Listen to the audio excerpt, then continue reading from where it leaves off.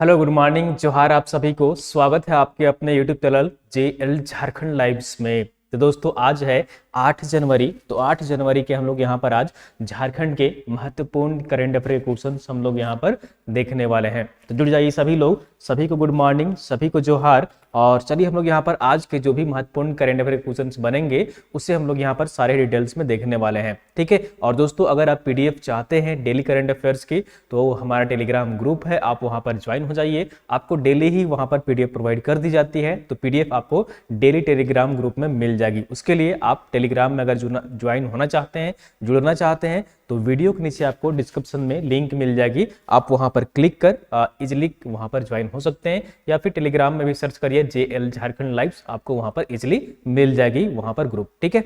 तो चलिए देर ना करते हुए हम लोग यहाँ पर 8 फरवरी 2023 के झारखंड के महत्वपूर्ण करंट अफेयर क्वेश्चन हम लोग यहाँ पर देखते हैं, ठीक है। तो चलिए पहले प्रश्न की ओर चलते हैं। और आज का यहाँ पर जो पहला प्रश्न है वो है 14 फरवरी 2023 से होने वाली भारत दक्षिण अफ्रीका सीरीज के लिए भारतीय जूनियर महिला हॉकी टीम में झारखंड से किस खिलाड़ी का चयन किया गया है, ठीक है। तो भारतीय जूनियर महिला हॉकी टीम में झारखंड से किस खिलाड़ी का चयन किया गया है।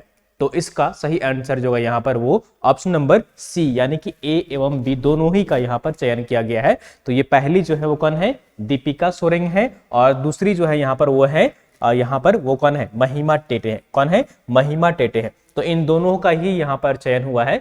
जो बायलैटरल सीरीज यहाँ पर शुरू हो रही है भारत और दक्षिण अफ्रीका के बीच में, ये दक्षिण अफ्रीका में ये मैच जो है वो खेली जाएगी, और उसके लिए झारखंड से 2 महिला खिलाड़ी का यहाँ पर चयन किया गया है। 2 महिला हॉकी खिलाड़ियों का चयन किया गया है। तो ये है दीपिका सोरेंग और दूसरी जो है वो है महिमा टेटे, ठीक है। चलिए हम लोग यहाँ पर इनसे संबंधित डिटेल्स में हम लोग यहाँ पर देख लेते हैं। तो 14 फरवरी से होने वाले दक्षिण अफ्रीका में भारतीय जूनियर महिला हॉकी टीम में झारखंड की 2 खिलाड़ियों का चयन किया गया है। और ये जो 2 खिलाड़ी हैं वो कौन कौन है, तो ये कहां से भी बिलोंग करते हैं वो भी देख लीजिए। झारखंड के किस जिले से ये बिलोंग करते हैं। तो सिमडेगा के छप्पर गांव की है महिमा टेटे, और सिमडेगा की ही करंगागुड़ी से यहाँ पर बिलोंग करती है सुनीता सोरेंग, ठीक है। तो ये दोनों ही टीम यहाँ पर जो है वो ये दोनों का ही यहाँ पर शामिल किया गया है। भारतीय टीम जो है वो 17 से 25 फरवरी तक ये मैच वहां पर जो खेला जाएगा उसमें यहाँ पर ये दोनों ही खिलाड़ी यहाँ पर खेलेंगे। और ये दोनों ही खिलाड़ी कहाँ से बिलोंग करते हैं, तो ये दोनों ही खिलाड़ी यहाँ पर झारखंड से बिलोंग करते हैं, और ये महिला खिलाड़ी है, ठीक है। दोनों ही सिमडेगा जिले से बिलोंग करती है। नेक्स्ट क्वेश्चन यहाँ पर है वो है झारखंड राज्य में कुल कितने निजी विश्वविद्यालय है। निजी प्राइवेट जो विश्वविद्यालय है वो झारखंड में कितनी है, झारखंड में निजी विश्वविद्यालय कितने हैं।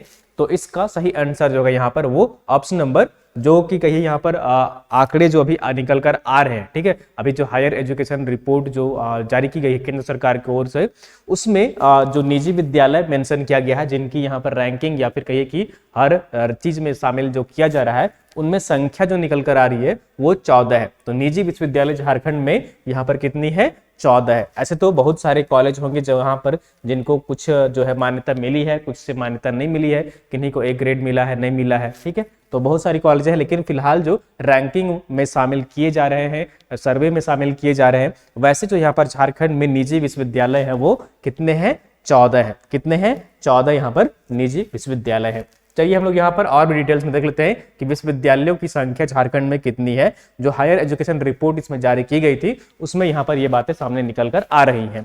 तो सेंट्रल यूनिवर्सिटी जो है वो मात्र एक है, आप सबको पता होगा, ये रांची के ब्राह्मणे में स्थित है, सेंट्रल यूनिवर्सिटी ऑफ झारखंड, ठीक है। राष्ट्रीय यूनिवर्सिटी जो है यहाँ पर वो नेशनल यूनिवर्सिटी, ये 5 है। सरकारी जो यूनिवर्सिटी है वो 11 है। प्राइवेट यूनिवर्सिटी जो है वो यहाँ पर देख लीजिए वो 14 है। और डीम्ड यूनिवर्सिटी की बात करें यहाँ पर तो झारखंड में वो 1 है। तो ये विश्वविद्यालयों की संख्या है राज्य में अलग अलग जो है यहाँ पर सरकारी या फिर निजी जो विश्वविद्यालय हैं उनकी संख्या यहाँ पर ये रिपोर्ट में जारी की गई है। चलिए हम लोग यहाँ पर नेक्स्ट क्वेश्चन की ओर चलते हैं। और अगला जो यहाँ पर क्वेश्चन है वो 3rd नंबर क्वेश्चन, वो है सहाय योजना के तहत, ठीक है। सहाय योजना के बारे में अभी हम लोग यहाँ पर डिटेल्स में देखेंगे कि आखिर सहाय योजना क्या है। तो सहाय योजना जो है, ठीक है, सहाय योजना जो है वो उसके तहत यहाँ पर राज्य स्तरीय फुटबॉल, एथलेटिक्स, वॉलीबॉल और हॉकी प्रतियोगिता का आयोजन किया जाना है झारखंड राज्य में। तो ये जो आयोजन किया जाएगा वो कब से लेकर कब तक किया जाएगा। ठीक है, ये कब से लेकर कब तक किया जाएगा। ठीक है, सहाय योजना के तहत। तो इसका सही आंसर जो होगा यहाँ पर वो ऑप्शन नंबर यानी कि ए 16 से 18 फरवरी के बीच में यहाँ पर सहाय योजना के अंतर्गत राज्य स्तरीय, ठीक है, राज्य स्तरीय यहाँ पर जो है वो प्रतियोगिता का आयोजन किया जाएगा। इसमें कौन कौन से स्पोर्ट्स शामिल होंगे, तो फुटबॉल होगा, एथलेटिक्स होगा, वॉलीबॉल होगा और हॉकी प्रतियोगिता होगा सहाय योजना के अंतर्गत। ठीक है, तो ऑप्शन नंबर ए जो होगा वो बिल्कुल सही आंसर जाएगा। 16 से 18 फरवरी तक यहाँ पर जो है वो इस प्रतियोगिता का आयोजन किया जाना है। सहाय योजना क्या है और इससे संबंधित चलिए हम लोग यहाँ पर डिटेल्स में फैक्ट्स में यहाँ पर देख लेते हैं। आखिर सहाय योजना की शुरुआत कब हुई थी, इसका मुख्य उद्देश्य क्या था, सहाय का फुल फॉर्म क्या है, ये सारी चीजें हम लोग यहाँ पर डिटेल्स में देखेंगे। तो सहाय योजना के तहत राज्य स्तरीय फुटबॉल, एथलेटिक्स, वॉलीबॉल और हॉकी प्रतियोगिता का आयोजन रांची में, ये सारे यहाँ पर प्रतियोगिता का आयोजन किया जाएगा। जितने सारे मैच होंगे वो 16 से 18 फरवरी तक यहाँ पर आयोजित किया जाना है। ठीक है, सहाय योजना, ठीक है, सहाय योजना जो है वो देख लीजिए इसका मुख्य उद्देश्य क्या है, ये कब शुरुआत की गई थी उसके बारे में आप यहाँ पर डिटेल्स में देख लीजिए। ठीक है, तो 15 दिसंबर 2021 को इसकी शुरुआत की गई थी। कब की गई थी, 15 दिसंबर 2021 को झारखंड के मुख्यमंत्री हेमंत सोरेन ने खेल और खेल प्रतिभा को बढ़ावा देने के उद्देश्य से कोल्हान की धरा से सहाय, सहाय का जो फुल फॉर्म है वो क्या है, sports action towards harnessing aspiration of youths. ठीक है, इसका जो फुल फॉर्म है ये क्या है, sports action towards harnessing aspiration of youths. इस योजना को शुभारंभ किया था। ठीक है, तो मुख्यमंत्री हेमंत सोरेन के द्वारा 15 दिसंबर 2021 को कोल्हान से इसकी जो है वो शुरुआत की गई थी। और सहाय का जो फुल फॉर्म है, अक्सर एग्जाम में आपसे पूछ लिया जाएगा एग्जामिनेशन में कि what stands for H, what stand for a. ठीक है, तो यहाँ पर पूछ सकता है कि एस यहाँ पर इसका मतलब क्या है, एग्जाम में आपको वहां पर फिल करने के लिए दे देगा। ठीक है, या ऑप्शन दे दिया जाएगा। तो ये आपको जब तक याद नहीं रहेगा तो आप वहां पर आंसर टिक नहीं कर पाएंगे। तो कुछ कुछ चीजें हैं जो आपको याद रखनी है। तो यहाँ पर सहाय योजना जो शुरुआत हुई थी 15 दिसंबर 2021 को हुई थी और इसका फुल फॉर्म जो है वो sports action towards harnessing aspiration of youths है। और इस योजना के शुभारंभ मुख्यमंत्री हेमंत सोरेन द्वारा किया गया था। इस योजना में क्या क्या प्रावधान है वो यहाँ पर देख लीजिए। इसका मुख्य उद्देश्य क्या था, तो इस योजना का संचालन खेल विभाग द्वारा किया जाएगा और योजना का उद्देश्य खेल के माध्यम से जो नक्सल प्रभावित क्षेत्र में, झारखंड राज्य क्या है, एक नक्सल प्रभावित राज्य भी है, तो नक्सल प्रभावित जो क्षेत्र है वहां के युवाओं के हुनर को एक पहचान देकर सकारात्मक जीवन और प्रेरित करना इसका मुख्य उद्देश्य था। योजना के जरिए प्रथम चरण में नक्सल प्रभावित जो चाईबासा है, सरायकेला खरसावां है, खूंटी है, गुमला है, सिमडेगा जिले के 14 से 19 वर्ष के जो 72,000 युवक युवतियों को खेल के क्षेत्र में अपना हुनर अवसर जो है दिखाने का मिलेगा। तो इन प्रथम चरण में इन जिलों में, झारखंड के ये जिले हैं, वहां पर जो है इसकी शुरुआत की गई थी। ठीक है, फिर बाकी बात यहाँ पर जो है वो अन्य जिलों में भी इसकी शुरुआत की गई। और यहाँ पर देख लीजिए, पंचायत, वार्ड, प्रखंड एवं जिला स्तर के खेल में प्रतिभाशाली युवाओं को हॉकी, फुटबॉल, वॉलीबॉल, एथलेटिक्स समेत अन्य खेलों में अपना हुनर दिखाने का अवसर मिलेगा। योजना के तहत आयोजित प्रतियोगिता में जिला एवं राज्य स्तर पर विजेताओं और उप विजेताओं को प्रोत्साहन राशि भी देकर सम्मानित किया जाएगा। इस पर मुख्यमंत्री जो है यहाँ पर नक्सल प्रभावित क्षेत्रों में खेल की नर्सरी जो है स्थापित की जाएंगी, उन्होंने यहाँ पर ऐसा घोषणा किया था। झारखंड के खनिज के अतिरिक्त भी पहचान स्थापित हो सके, हर स्तर पर खेल का आयोजन किया जाएगा। तो ये सहाय योजना है और सहाय योजना का जो मुख्य उद्देश्य था कि जो झारखंड की नक्सल प्रभावित जिले हैं, नक्सल प्रभावित क्षेत्र है, वहां के युवाओं को जो है ट्रेनिंग दिया जाए, उनको वहां पर उनको जो कहिए कि मोटिवेट किया जाए, उनको इस क्षेत्र में लाया जाए ताकि वो देश का, राज्य का नाम करे, अपना करियर संवारे। ठीक है, तो ये खेल के क्षेत्र में यहाँ पर युवा, राज्य के युवाओं को ये मौका देने वाला, अवसर देने वाला योजना था। ठीक है, तो सहाय योजना के बारे में हम लोगों ने यहाँ पर देख लिया कि कब उसकी शुरुआत हुई थी, इसका फुल फॉर्म क्या है, इसका मुख्य उद्देश्य क्या था। ठीक है, ठीक है, तो सारी चीजें आपको समझ में आ गई होंगी। नेक्स्ट क्वेश्चन की ओर चलते हैं। 4th नंबर क्वेश्चन है वो है, खिलाड़ी पेंशन योजना के तहत अंतरराष्ट्रीय प्रतियोगिता में पदक जीतने वाले 40 वर्ष से अधिक उम्र के सेवानिवृत्त खिलाड़ियों को राज्य सरकार कितनी राशि पेंशन के रूप में यहाँ पर भुगतान करेगी, प्रति माह कितनी राशि जो है वो भुगतान करेगी। तो खेल नीति जो है खेल नीति राज्य सरकार के द्वारा नया लॉन्च किया गया था और उसी खेल नीति के तहत जो है वो ये प्रोत्साहन राशि का भी प्रावधान किया गया है। ठीक है, उसी प्रोत्साहन राशि के तहत ये प्रावधान किया गया है। तो ये राशि जो है प्रति माह पेंशन के रूप में जो सेवानिवृत्त खिलाड़ी होंगे और जो कहीं कि राष्ट्रीय अंतर्राष्ट्रीय स्तर पर मेडल जीत चुके होंगे उन सभी खिलाड़ियों को पेंशन दिया जाएगा। तो और ये जो पेंशन दी जाएगी वो ऑप्शन नंबर सी यानी कि प्रति माह 10,000 रुपए का पेंशन दिया जाएगा उन खिलाड़ियों को। ठीक है, जो राष्ट्रीय स्तर पर या फिर अंतरराष्ट्रीय स्तर पर मेडल जीत चुके हैं उन सभी को यहाँ पर 10,000 रुपए प्रति माह जो है वो यहाँ पर राज्य सरकार भुगतान करेगी पेंशन के रूप में। ठीक है, चलिए यहाँ पर हम लोग और भी डिटेल्स में देख लेते हैं इससे संबंधित क्या फैक्ट्स यहाँ पर निकल कर आ रहे हैं। ठीक है, तो राज्य सरकार जो है वो प्रति माह 10,000 रुपए यहाँ पर पेंशन के रूप में सेवानिवृत्त खिलाड़ी जो होंगे और जिनकी उम्र क्या होगी 40 वर्ष से अधिक होगी, 40 वर्ष से जिनकी उम्र अधिक होगी उन सभी खिलाड़ियों को यहाँ पर प्रति माह 10,000 रुपए पेंशन के रूप में दिया जाएगा।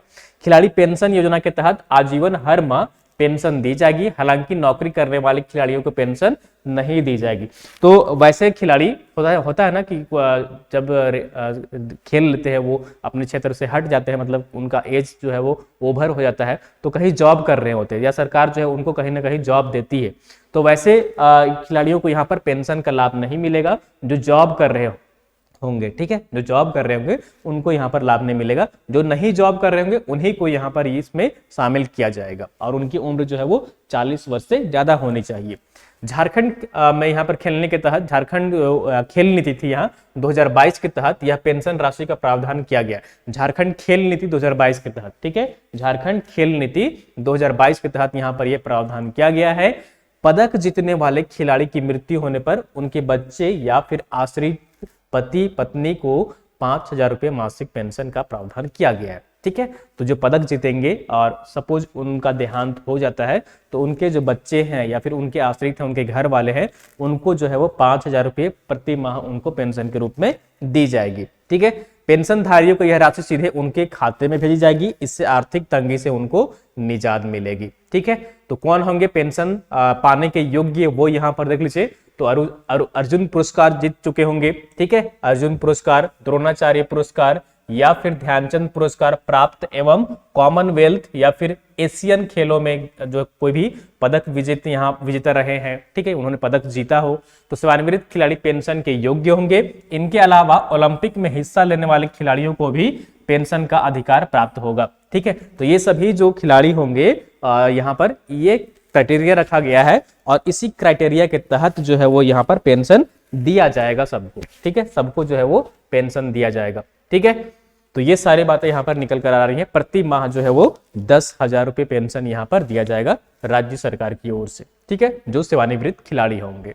नेक्स्ट क्वेश्चन यहाँ पर 5 नंबर है, वो है 5th नंबर है, वो है कर्तव्य पथ पर गणतंत्र दिवस के अवसर पर 26 जनवरी 2023 को मंत्रालयों और विभागों की झांकियों की श्रेणी में, ठीक है, यहाँ पर बोला जा रहा है मंत्रालय या फिर विभाग। मंत्रालय होता है, ठीक है, वित्त मंत्रालय है, ठीक है, गृह मंत्रालय है, ठीक है, अलग अलग मंत्रालय है, तो जल मंत्रालय है, शिक्षा मंत्रालय है, तो अलग अलग मंत्रालय हैं उन कैटेगरी में। ठीक है, उस कैटेगरी में यहाँ पर जो विभागों की झांकियां थी उस श्रेणी में प्रथम पुरस्कार किस मंत्रालय या फिर विभाग को दिया गया है। ठीक है, कौन से मंत्रालय को प्रथम पुरस्कार दिया गया है। तो 26 जनवरी 2023 को कर्तव्य पथ पर जो है वो राजपथ जो नाम था अब यहाँ पर उसका चेंज कर दिया गया है, कर्तव्य पथ उसका नाम बदल दिया गया है। तो अब कर्तव्य पथ पर जो यहाँ पर गणतंत्र दिवस के अवसर पर झांकी निकाली गई थी मंत्रालय और विभाग के द्वारा, तो किस विभाग और मंत्रालय के झांकी को प्रथम पुरस्कार प्रदान किया गया है। तो इसका सही आंसर जो है यहाँ पर वो ऑप्शन नंबर सी यानी कि जनजातीय कार्य मंत्रालय का जो पुरस्कार था। ठीक है, जनजातीय कार्य मंत्रालय का जो पुरस्कार था, ठीक है, तो उसको यहाँ पर प्रथम स्थान जो है वो दिया गया है, प्रथम पुरस्कार प्रदान किया गया है। ठीक है, और जैसे कि आप सबको पता होगा जनजातीय कार्य मंत्रालय के जो वर्तमान में मंत्री हैं वो कौन है, झारखंड से बिलोंग करते हैं। और झारखंड से कौन बिलोंग करते हैं, तो ये है अर्जुन मुंडा जो कि खूंटी से सांसद है वर्तमान में। ठीक है, और ये झारखंड राज्य के पूर्व मुख्यमंत्री भी रह चुके हैं। ठीक है, चलिए यहाँ पर डिटेल्स में देख लेते हैं। कर्तव्य पथ पर गणतंत्र दिवस की झांकियों में मंत्रालयों और विभागों की श्रेणी में जनजातीय कार्य मंत्रालय की झांकी को प्रथम स्थान मिला है। इस झांकी में, ठीक है, इस झांकी में हमारी गौरवशाली आदिवासी विरासत का जश्न मनाने के दृष्टिकोण को ध्यान में रखते हुए देश भर में अनुसूचित जनजाति के बच्चों के लिए स्थापित एकलव्य मॉडल आवासीय विद्यालय में गुणवत्तापूर्ण, ठीक है, गुणवत्तापूर्ण शिक्षा के माध्यम से जनजातीय कल्याण को प्रदर्शित करते हुए झांकी को 74वें गणतंत्र परेड में प्रदर्शित किया गया था। ठीक है, और इसे जो है वो पहला स्थान प्राप्त हुआ है। तो ये झांकी है पिक्चर में, जैसा कि आप यहाँ पर देख पा रहे हैं, जनजातीय कार्य मंत्रालय का एकलव्य जो विद्यालय का मॉडल था वो वहां पर प्रस्तुत किया गया था झांकी में। और साथ साथ जो यहाँ पर देख लीजिए जो पुरस्कार है वो यहाँ पर केंद्रीय मंत्री है, केंद्रीय जो यहाँ पर केंद्रीय जो कहिए कि जनजाति के कार्य मंत्री हैं वो अर्जुन मुंडा हैं, जो पुरस्कार यहाँ पर एक्सेप्ट कर रहे हैं, यानी कि ग्रहण कर रहे हैं, यानी कि वो ले रहे हैं। ठीक है, तो ये यहाँ पर इंपॉर्टेंट क्वेश्चन यहाँ पर निकल कर आ रहा है कि जो केंद्रीय जनजातीय कार्य मंत्रालय है उसे यहाँ पर प्रथम स्थान, प्रथम पुरस्कार प्रदान किया गया है। नेक्स्ट क्वेश्चन की ओर चलते हैं। 6 नंबर क्वेश्चन है वो है, और ये काफी लंबा यहाँ पर इसमें डिस्कशन होने वाला थोड़ा सा, क्योंकि इसमें चीजें बहुत सारी शामिल हैं यहाँ पर। तो हाल ही में जारी राष्ट्रीय स्वास्थ्य नीति के तहत जननी एवं शिशु सुरक्षा को लेकर भारत सरकार द्वारा तय मानकों को झारखंड में कितने वर्ष जो है वो इसे पूरा कर लिया। तो क्या है, भारत सरकार ने एक टारगेट दिया था कि वर्ष 2023 तक जो है वो इसे पूरा करना है, लेकिन झारखंड सरकार ने इसे पहले ही पूरा कर लिया इस टारगेट को। और ये टारगेट क्या है, तो ये जो रिपोर्ट आई है हाल ही में यहाँ पर जारी की गई है केंद्र सरकार की ओर से, और ये जो रिपोर्ट है वो है राष्ट्रीय स्वास्थ्य नीति के तहत, जो यहाँ पर राष्ट्रीय स्वास्थ्य नीति है उसके तहत यहाँ पर रिपोर्ट में जननी एवं शिशु सुरक्षा, ठीक है, को लेकर भारत सरकार द्वारा तय किया गया था, उससे कितने वर्ष पूर्व झारखंड ने टारगेट पूरा कर लिया है। तो इसका सही आंसर जो है यहाँ पर वो ऑप्शन नंबर बी, यानी कि 8 वर्ष पूर्व, 8 वर्ष पूर्व ही झारखंड ने इसे पूरा कर लिया है। ठीक है, कितने वर्ष पूर्व पूरा कर लिया है, 8 वर्ष पूर्व यहाँ पर झारखंड राज्य ने इसे पूरा कर लिया। तो ऑप्शन नंबर बी जो होगा वो बिल्कुल सही आंसर हो जाएगा। चलिए इससे संबंधित जो भी फैक्ट्स यहाँ पर निकल कर आ रहे हैं वो हम लोग डिटेल्स में देख लेते हैं। तो राष्ट्रीय स्वास्थ्य नीति के तहत जननी एवं शिशु सुरक्षा को लेकर भारत सरकार द्वारा तय मानकों को झारखंड में 8 वर्ष पहले ही पूरा कर लिया है। झारखंड में मातृत्व मृत्यु दर और नवजात मृत्यु दर, ठीक है, मातृत्व यानी कि बच्चे की जो माँ होती है, और नवजात जो होता है यानी कि नया जैसे कि बच्चा जो होता है छोटा सा, उसकी मृत्यु दर के मामले में सतत विकास लक्ष्य को न सिर्फ तय समय से पहले हासिल कर लिया है बल्कि राष्ट्रीय औसत से भी आगे है। नेशनल जो यहाँ पर एवरेज है, जो मृत्यु दर है, मातृत्व मृत्यु दर और फिर नवजात मृत्यु दर, तो इसमें जो है वो काफी सुधार हुआ है झारखंड राज्य में। और यहाँ पर जो इसका रेट है, मोर्टेलिटी रेट जो है वो चाइल्ड का या फिर मदर का, वो यहाँ पर राष्ट्रीय जो नेशनल यहाँ पर कहिए कि एवरेज है उससे कहीं यहाँ पर बेहतर स्थिति में झारखंड राज्य है। तो देख लीजिए एसडीजी के तहत 2030 तक एमएमआर का राष्ट्रीय औसत 90 लाने का लक्ष्य है, जबकि झारखंड में अभी से ही यहाँ पर जो है वो 61 पर पहुंच गया है। ठीक है, 7 साल 8 साल पहले ही यहाँ पर 61 में पहुंच गया है, और ये जो है राष्ट्रीय औसत से यहाँ पर जो है वो ज्यादा है। तो ये ज्यादा इंपॉर्टेंट यहाँ पर हो जा रहा है। वर्तमान में एमएमआर का राष्ट्रीय औसत जो है वो 112 है, यानी कि प्रति 1 लाख जीवित बच्चों के जन्म पर राष्ट्रीय स्तर पर जहां 112 माताओं की मृत्यु हो जाती है, झारखंड में 21 मृत्यु होती है। देश भर में 112 यहाँ पर माताओं की मृत्यु होती है, तो झारखंड में यहाँ पर प्रति 1 लाख में 21 माताओं की जो है वो मृत्यु हो जाती है जब बच्चे का जन्म होता है। ठीक है, और साथ ही साथ यहाँ पर देख लीजिए यही स्थिति नवजातों की मृत्यु का भी है। 2030 तक आईएमआर 26 पर लाना है, जबकि नेशनल आईएमआर 28 की तुलना में झारखंड का आईएमआर जो है वो 25 है। तो राष्ट्रीय औसत के अनुसार अगर हम लोग यहाँ पर देखें तो फिलहाल जो है वो 28 है, यानी कि प्रति यहाँ पर बच्चों का जो मोर्टेलिटी रेट है वो 28 बच्चों का है, यानी कि देश भर में 28 बच्चे जो है वो बच्चों की मृत्यु हो जाती है, लेकिन झारखंड में ये जो होती है वो 25 ही होती है। ठीक है, 25 बच्चों की मृत्यु होती है प्रति 1 लाख में। ठीक है, और राष्ट्रीय स्तर पर फिलहाल महज 8% गर्भवती महिलाओं का जो फुल एंटीनेल चेकअप हो पाता है, जबकि झारखंड में 100% यानी कि 102% महिलाओं का यहाँ पर ये एंटीनेल चेकअप ये जो है वो हो जाता है। ठीक है, तो ये जो है वो बहुत बड़ी उपलब्धि यहाँ पर कहिए कि इस रिपोर्ट में सामने बातें निकल कर आ रही हैं कि राष्ट्रीय स्तर पर मात्र 8% महिलाओं को यहाँ पर एंटीनल चेकअप पता है, लेकिन झारखंड में 102% महिलाओं का यहाँ पर जो है वो एंटीनल चेकअप हो जाता है। ठीक है, और साथ ही साथ यहाँ पर देख लीजिए, जबकि पोस्ट नेटल जो यहाँ पर चेकअप है प्रसव के 48 घंटे के अंदर का राष्ट्रीय प्रतिशत जहां 44.4 है, राष्ट्र में 75% महिलाओं की जांच प्रसव के 48 घंटे के अंदर पूरी हो चुकी है। ठीक है, तो यहाँ पर 75% जो है वो झारखंड राज्य में ऐसी महिलाओं का यहाँ पर इलाज हो जाता है या कहीं कि वहां पर चेकअप हो जाता है। दुर्गम पहाड़ी क्षेत्र होने के बावजूद जननी एवं शिशु सुरक्षा के अन्य मानकों के साथ साथ संस्थागत प्रसव में भी झारखंड राष्ट्रीय औसत से आगे निकल चुका है। ठीक है, ये जो है वो आगे निकल चुका है।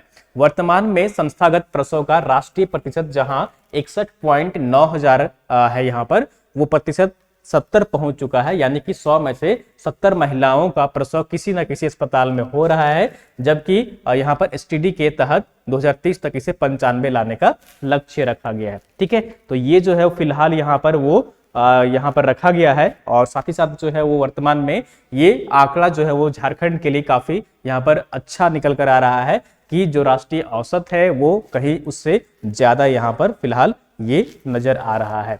ठीक है, तो ये सारी बातें यहाँ पर इस रिपोर्ट के माध्यम से यहाँ पर निकल कर आ रही हैं। अगर आप टेबल के फॉर्म में इसे समझना चाहते हैं तो वो यहाँ पर देख लीजिए। ठीक है, टेबल में आपको इजिली जो है चीजें समझ में आएंगी। ठीक है, तो देख लीजिए यहाँ पर अप्रैल सितंबर 2022 में ये रिपोर्ट यहाँ पर जारी की गई है। झारखंड का कितना है, राष्ट्रीय स्थिति कितना है, लक्ष्य कितना था 2022 का, राष्ट्रीय लक्ष्य जो 2025 का है वो कितना है, और 30 तक जो है वो कितना रखा गया है। तो मैटरनल मोर्टिलिटी रेट जो है यहाँ पर, यानी कि माता की जो मृत्यु दर है वो झारखंड में 61 है। राष्ट्रीय स्थिति की बात करें तो यहाँ पर लगभग डबल हो जाता है।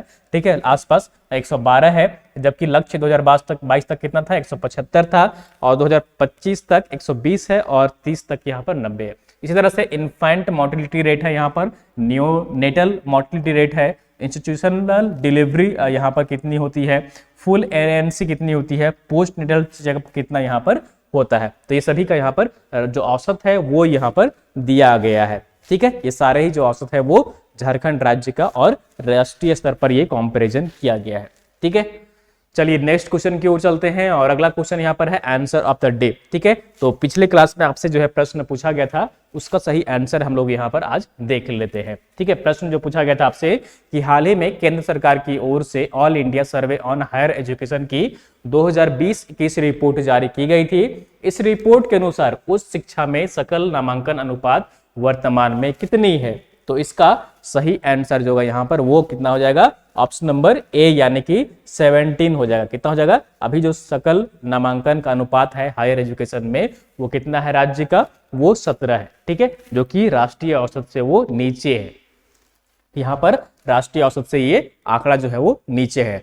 चलिए हम लोग यहाँ पर पूरे डिटेल्स में देख लेते हैं। तो हाल ही में 30 जनवरी 2023 को केंद्र सरकार की ओर से All India Survey on Higher Education 2020-21 report जारी की गई है, जिसमें जो सकल अनुपात 2019-20 में जो यहाँ पर कहिए कि 20.9 था वो वर्ष 2020-21 में घटकर 17 पर पहुंच गया है। ठीक है, ये घटकर कितना पहुंच गया है, ये 17 पर पहुंच गया है। ठीक है, और वहीं देश का अनुपात की बात करें तो 25.6 से बढ़कर जो है वो 27.3 हो गया है। झारखंड में जो आवश्यक जो अनुपात है 17 लड़कों का जो यहाँ पर एवरेज जो 17 निकल कर आ रहा है, उसमें लड़कों का जो अनुपात है वो 16.5 है और लड़कियों का जो है वो 17.5 है। ठीक है, तो ये सकल नामांकन का यहाँ पर कहिए कि अनुपात है जो झारखंड राज्य में कितना है, वो 17 है। और आप लोगों ने मैक्सिमम लोग इसका सही आंसर कमेंट किए थे, जैसा कि इस कमेंट में मैं देख पा रहा था। ठीक है, चलिए नेक्स्ट क्वेश्चन की ओर चलते हैं, और यहाँ पर क्वेश्चन ऑफ द डे है, और क्वेश्चन यहाँ पर क्या है कि हाल ही में वर्ष 2022 का जयशंकर प्रसाद स्मृति सम्मान जो है वो किसे प्रदान किया गया है। ठीक है, जयशंकर प्रसाद स्मृति सम्मान 2022 जो है वो किसे प्रदान किया गया है। पहला ऑप्शन है यहाँ पर वो है डॉक्टर अशोक कुमार, दूसरा ऑप्शन है डॉक्टर मयंक गुप्ता, तीसरा ऑप्शन है डॉक्टर मयंक मुरारी, या फिर चौथा ऑप्शन जो है वो डॉक्टर नवरंगी मेहता। तो आपको कमेंट करके बताना है कि जो 2022 का वर्ष 2022 का जयशंकर प्रसाद स्मृति है वो किनको प्रदान किया गया है। तो आप सब जरूर कमेंट बॉक्स में इसका सही आंसर कमेंट करने का प्रयास करिएगा। ठीक है, सही हो या गलत हो आप यहाँ पर कमेंट जरूर करिएगा। इससे आपको चीज़ें याद रहेंगी, भूलेंगे नहीं। आप जब एक बार चीज़ों को लिख लेते हैं, पढ़ लेते हैं, समझ लेते हैं तो फिर चीज़ें याद रहती हैं। तो इसलिए आप जरूर सब कमेंट करें, गलत हो या फिर सही हो। ठीक है, तो चलिए दोस्तों, ये थी यहाँ पर आज की झारखंड की महत्वपूर्ण करंट अफेयर क्वेश्चंस और उम्मीद करता हूँ कि आपको सेशन पसंद आई होगी। तो आप सब जरूर एक लाइक करिए और चैनल में अगर दोस्तों आप नए जुड़े हैं तो सब्सक्राइब कर लीजिए। और साथ ही साथ जो बता दूं आपको कि हमारी जेपीएससी की मॉर्निंग वाली बैच तो शुरू हुई ही थी, अब एक नई बैच जो है वो इवनिंग में भी शुरू होने जा रही है। ठीक है, यानी कि दोपहर में 3 बजे के आसपास से क्लास शुरू होगी, शाम के 6 साढ़े 6 बजे तक ये क्लास चलेगी। तो ये यहाँ पर ऑफलाइन ऑनलाइन मोड में शुरू हो रहा है और एसएससी का यहाँ पर जो है वो बैच हमारी शुरू हो गई है। और अगर आप ऑफलाइन करना चाहते हैं तो ऑफलाइन जुड़ जाइए। ठीक है, यहाँ पर आकर ऑफलाइन क्लासेस कर सकते हैं। रांची में हमारा सेंटर है, आप यहाँ पर जुड़ करके क्लासेस कर सकते हैं या फिर आप ऑनलाइन चाहे तो ऑनलाइन भी कर सकते हैं। ठीक है, तो दोस्तों चलिए फिर मिलते हैं कल हम लोग इसी टाइम में सुबह 6:30 बजे मॉर्निंग में। तब तक आप सब अपना ख्याल रखिए, मोटिवेटेड रहिए और अपनी पढ़ाई करते रहिए।